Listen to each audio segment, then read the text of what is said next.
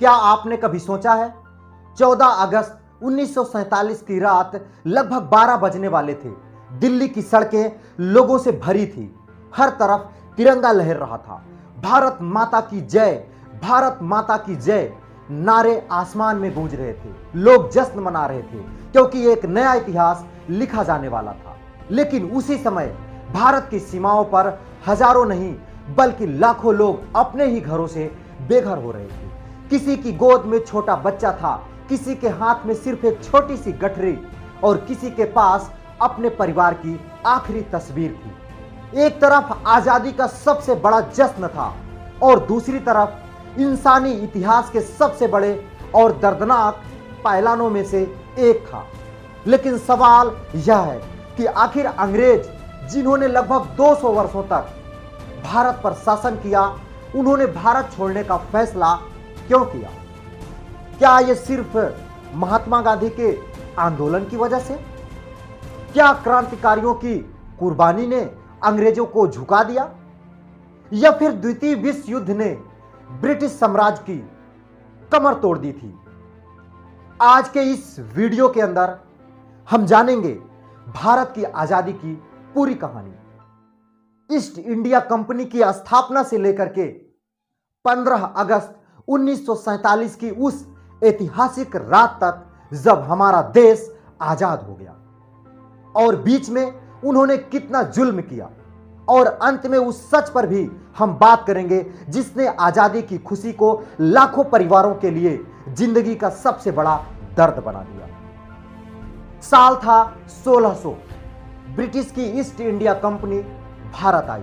उद्देश्य था व्यापार, मसाले, रेशम, कपास और दूसरे कीमती सामान। लेकिन कुछ ही दशकों में व्यापार राजनीति में बदलने लगा। 1757 की प्लासी का वो युद्ध जो सबसे बड़ा मोड़ साबित हुआ, जहां से ईस्ट इंडिया कंपनी ने धीरे धीरे भारत की राजनीतिक ताकत बनने लगी। इसके बाद 1764 का बक्सर युद्ध, 1799 में मैसूर की हार, 1818 में मराठा शक्ति का पतन और फिर 1849 तक पंजाब पर ब्रिटिश नियंत्रण। भारत का विशाल हिस्सा अंग्रेजों के अधीन आ चुका था। किसानों पर भारी कर लगाए गए, भारतीय कारीगरों और स्थानीय उद्योगों का नुकसान पहुंचाया गया। भारत के कच्चे माल ब्रिटिश भेजे जाते, लेकिन वहां से तैयार सामान भारत के ही बाजारों में बेचे जाते।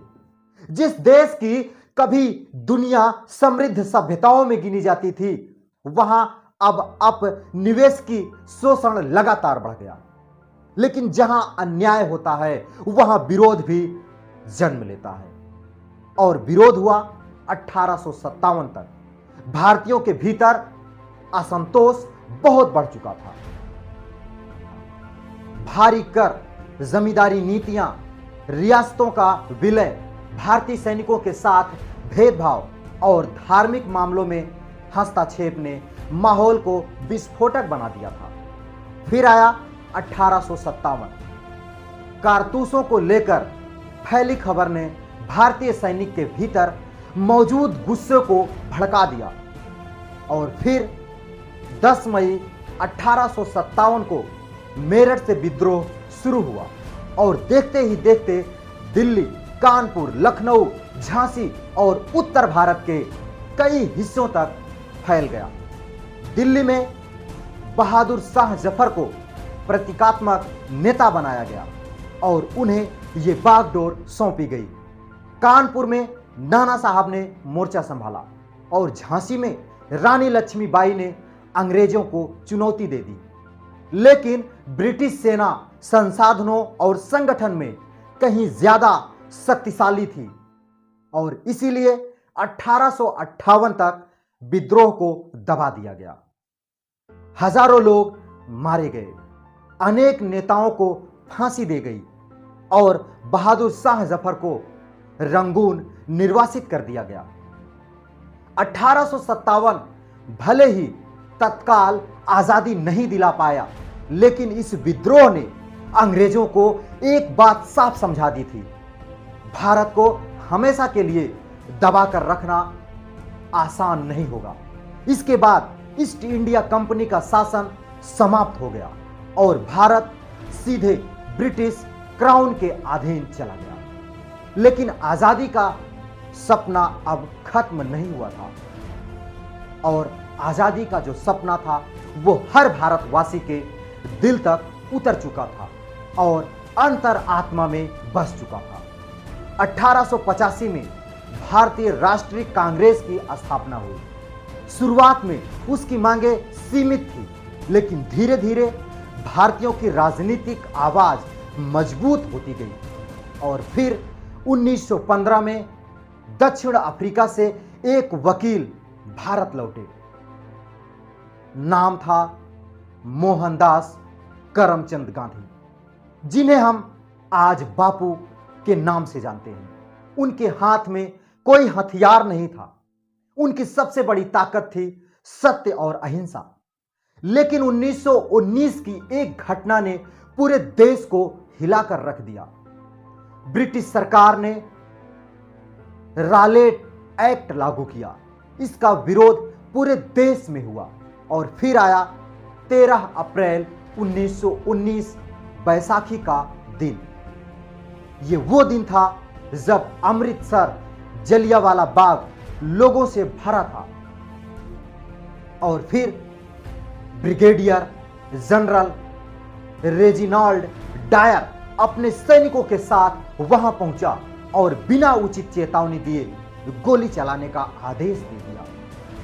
सैकड़ों लोग मारे गए और अनेक घायल हुए। इस घटना ने भारतीयों के मन में ब्रिटिश शासन के प्रति बचा हुआ विश्वास भी गहरे तौर पर तोड़ दिया और इसके बाद गांधी जी ने असहयोग आंदोलन शुरू किया और यह आंदोलन इतना कारगर साबित हुआ कि सरकारी संस्थानों और विदेशी वस्तुओं के बहिष्कार से लेकर के आम लोगों की भागीदारी तक आजादी की लड़ाई पहली बार बड़े पैमाने पर जश्न और जन आंदोलन बन रही थी।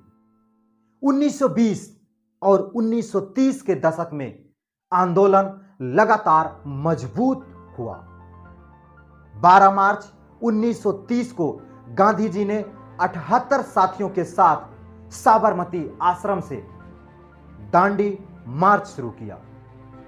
लगभग 390 किलोमीटर की यात्रा के बाद 6 अप्रैल को दांडी पहुंचकर उन्होंने नमक कानून को चुनौती दे दी। एक मुट्ठी नमक ने ब्रिटिश शासन के खिलाफ पूरे देश में आंदोलन की नई लहर पैदा कर दी और यह लहर इतनी कारगर साबित हुई।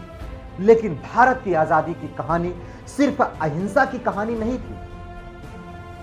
इसी दौरान में कुछ युवकों ने, कुछ नौजवानों ने क्रांतिकारी रास्ता चुना, जैसे भगत सिंह, राजगुरु और सुखदेव ने अपने विचारों को साहस देश से युवाओं को गहराई से प्रभावित किया और 23 मार्च 1931 को तीनों को फांसी दे दी गई। ये वो क्रांतिकारी थे जिन्होंने युवाओं के अंदर आग लगा दी थी, जोश भर दिया था। उनकी शहादत ने आजादी के आंदोलन में युवकों के भीतर एक नई ऊर्जा पैदा कर दी थी और इसी संघर्ष में भारत की बेटियां भी पीछे नहीं थी। मैडम भीकाजी कामा ने विदेशों में भारत की स्वतंत्रता की आवाज उठाई और 1942 के भारत छोड़ो आंदोलन में अरुणा आसफ अली ने तिरंगा फहराकर आंदोलन की पहचान मजबूत कर दी थी और भारत की आजादी किसी एक व्यक्ति नहीं बल्कि करोड़ों भारतीयों के संघर्ष की कहानी थी और यह कहानी आज भी हम लोगों के जुबां पर याद रहती है और हर बार हर दिन उन्हें याद किया जाता है। और फिर आया 1942, द्वितीय विश्व युद्ध पूरी दुनिया को अपनी चपेट में ले चुका था और द्वितीय विश्व युद्ध ने ब्रिटेन को आर्थिक और सैन्य रूप से कमजोर कर दिया। इसी दौरान गांधी जी ने भारत छोड़ो आंदोलन शुरू किया। नारा था करो या मरो। देश भर में प्रदर्शन हुए, हजारों लोग गिरफ्तार किए गए, लेकिन आजादी की मांग अब दबने वाली नहीं थी। इसी समय भारत के बाहर से एक और आवाज गूंज रही थी, नेताजी सुभाष चंद्र बोस की। वो आवाज, उन्होंने आजाद हिंद फौज का नेतृत्व किया और भारतीयों में स्वतंत्रता की नई उम्मीद जगाई। उनका प्रसिद्ध संदेश था, तुम मुझे खून दो, मैं तुम्हें आजादी दूंगा। आजाद हिंद फौज सैन्य रूप से ब्रिटिश शासन को समाप्त नहीं कर सकी, लेकिन उनके सैनिकों पर चले मुकदमों ने भारत में जबरदस्त समर्थन पैदा किया। और फिर आया 1946। रॉयल इंडिया नेवी के भारतीय नाविकों ने ब्रिटिश शासन के खिलाफ विद्रोह कर दिया। मुंबई से शुरू हुआ यह आंदोलन कराची, कोलकाता और दूसरे इलाकों तक पहुंचाया गया। ब्रिटिश सरकार के लिए यह बेहद गंभीर चेतावनी थी। अब केवल आम जनता ही नहीं, बल्कि ब्रिटिश भारतीय सैन्य ढांचे के भीतर असंतोष दिखाई दे रहा था। उधर द्वितीय विश्व युद्ध ने ब्रिटिश की अर्थव्यवस्था को बुरी तरह कमजोर कर दिया था और इसीलिए भारत की आजादी का कारण केवल एक आंदोलन या एक नेता नहीं थे।